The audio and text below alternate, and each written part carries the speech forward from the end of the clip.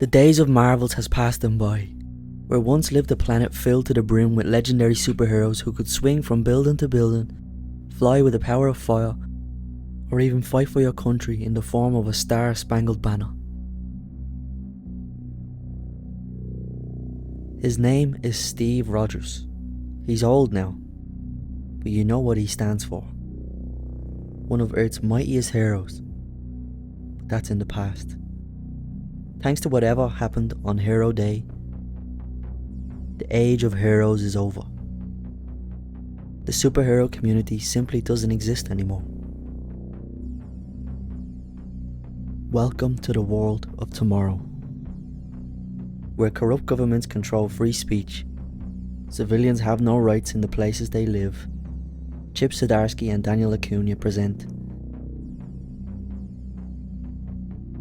a new vision of Marvel's future. A future where the heroes of old must fight for a glimpse of the past.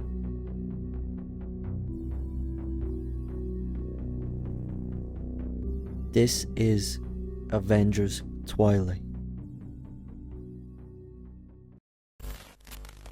In the future, the world is still haunted by Hero Day, a battle with the artificial intelligence Ultron. As a result of H-Day, the original Avengers have been replaced by new heroes, working in concert with the totalitarian government. Among this new breed of hero is James Stark, son of the original Iron Man and the Wasp. James' mentor, Kyle Jarvis, is secretly Red Skull in disguise, working with Ultron's captive consciousness to covertly seize control of the world.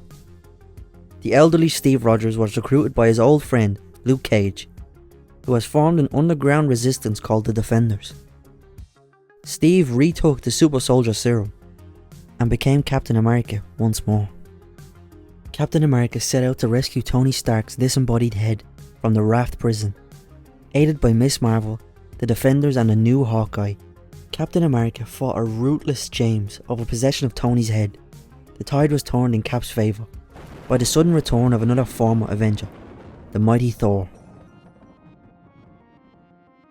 With Tony now housed in a robotic body, the team infiltrated the headquarters of the replacement Avengers, only to discover that they were mere projections, engineered by the Red Skull.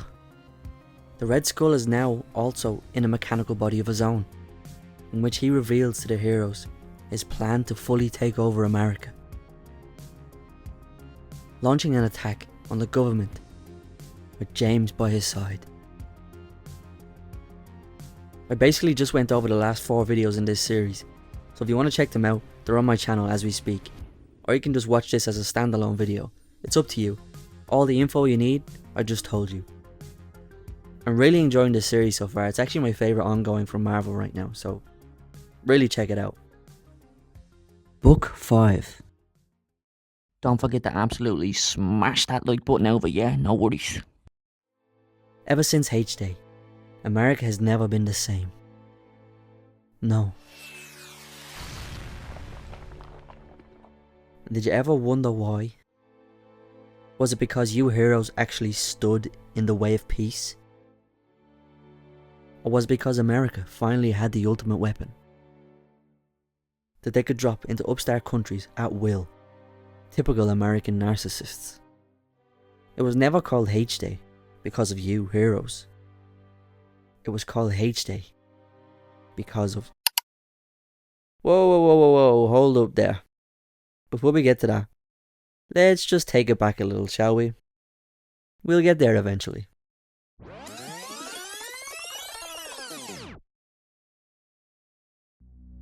The Red Skull and James are back at their base, checking the Skull's new armour for any malware, Trojan horses, or anything like that Ultron might have planted in it. But James notices blood coming from the new armour. He's suspicious. Ultron and the Red Skull bicker over the Skull's betrayal. He says machines must serve man, and he never intended to let him reign when the Skull dies. Ultron goes on a rampage of insults, but it's put to rest with one swift blast of the Red Skull's new weapon. Machines serve man, Ultron. And men serve the Red Skull. Back with our heroes, they're on their way to try and stop them from overthrowing the government. When the new reality of the situation dawns on them, when the new Hawkeye reveals that she spent time with all these soldiers. They fully believe in what the Red Skull is saying. And once someone believes something, it's like trying to erode a mountain and the truth is rain. There's soldiers who believe they're doing what's right, and that makes them the most dangerous people in the country. The forces have taken over the capital. Red Skull storms in and dispatches some of the men, leaving him and the president alone, telling him the Avengers he's calling out for aren't real.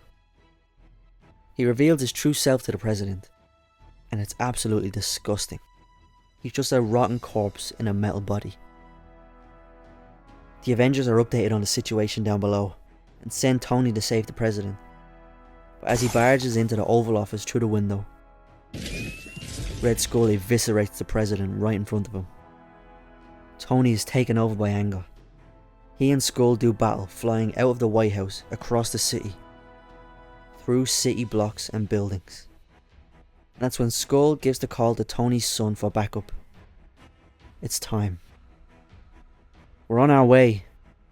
Tell my father he was better off in the tank. Back at the White House, Thor takes out more soldiers,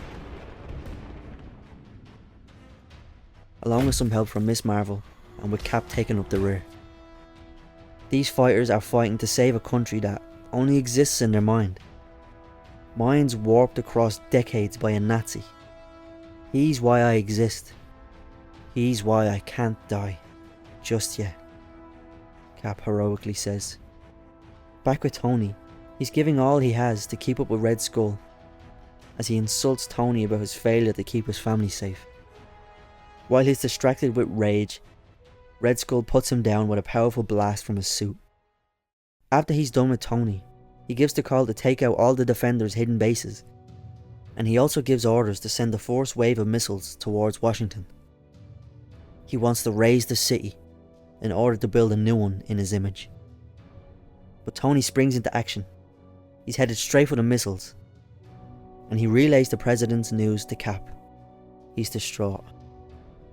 Hawkeye and Miss Marvel run to protect the vice president, while Cap and Thor try to hold Red Skull off. But he's too strong. But Cap won't give up. You fought a country before, haven't you, Captain? My beloved Germany. You were a leader of men then.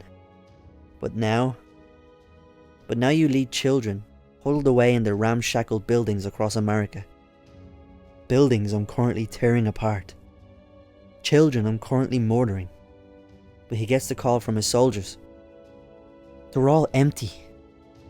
Every team reports the same thing. Rosa, Steve's partner, relays the information to him, telling him she loves him and to come home safe. But he's beyond his limit. He's thinking this is it. But that's when out of nowhere the rest of the Defenders arrive on the scene for backup. And he gets a burst of adrenaline. He's not done yet. Meanwhile, Tony is taking out all the missiles he can. But that's when his son appears. Tony begs with him to stop this madness. But if he wants it stopped, then he tells him he should have stayed dead. Red Skull will kill millions, Iron Man pleads.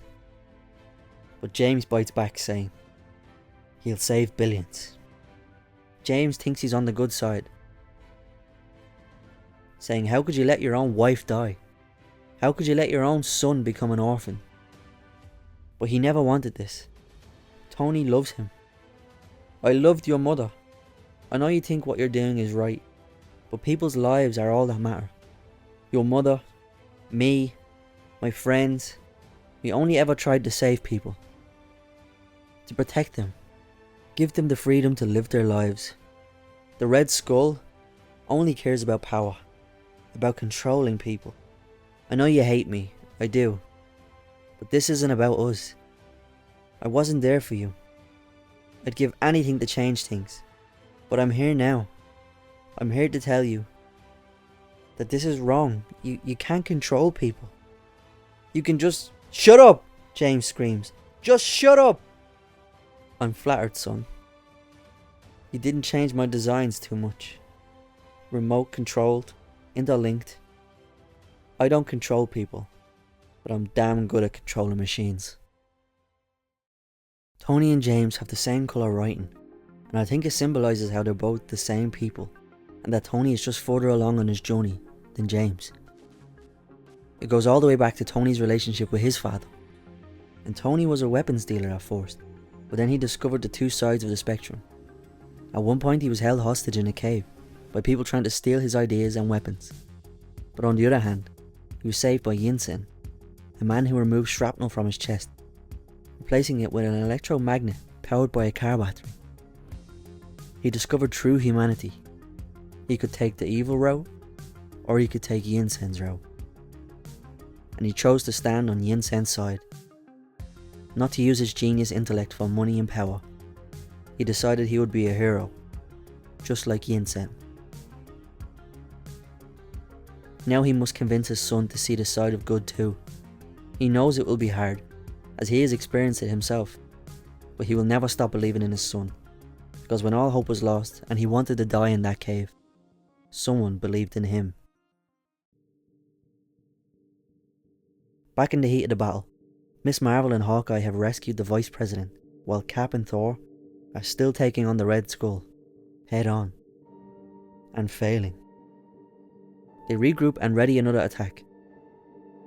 While Tony is being manhandled by his son, he gets flung through the Washington Monument before crashing into the ground.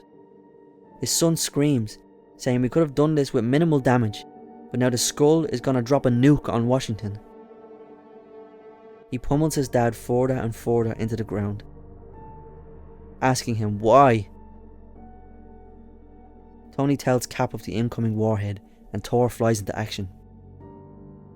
Back in the Defenders mobile unit, Luke Cage is sick of watching others fight his battle. He started this, so he might as well get involved. He might be old, but he's still fucking bulletproof.